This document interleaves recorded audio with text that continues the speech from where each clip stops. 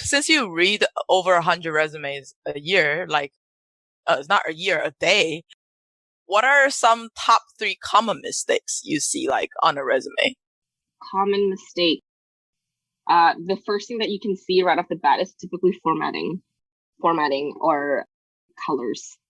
Right. I mean, colors sometimes is like, whoa, or there's like a gigantic picture in front of your face. Like, oh, okay, I don't really care what you look like. I just want to know what you can do.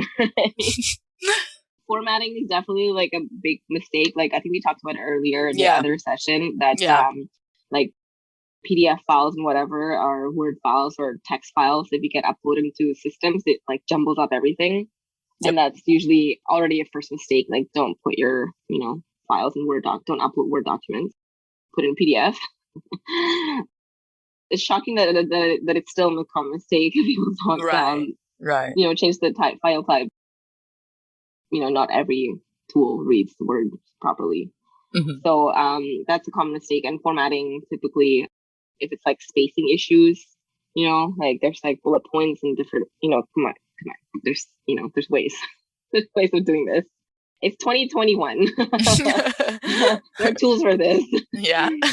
So, I mean, those are common mistakes, right? And, depending again on the job and the type of roles, like if I'm looking at a QA resume and then it's like things everywhere. I'm like, no. Next. Yeah, not even worth to talk about. No. Would you say, is that the easiest thing people can fix to, like, let's say, make your resumes look better?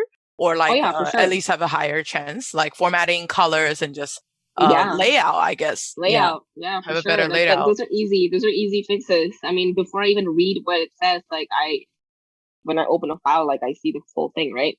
Mm-hmm. So definitely easy fixes. Right. So if you're, if it's for a technical role, sometimes I don't really care too much because I want to know if you can pass the test, right? The technical test. So it'll fly by. But if I'm looking for, like QA type of roles or project management type of roles, I want to see that you're meticulous, right? If you're a project manager, for example, like you have to be very, very detail oriented. That's what you do every day. Right. You have to be able to, see errors in a project and whatnot, right? So I want to see that you're meticulous enough that your resume looks good, right? If your resume doesn't even look good at all, it has like a really weird layout.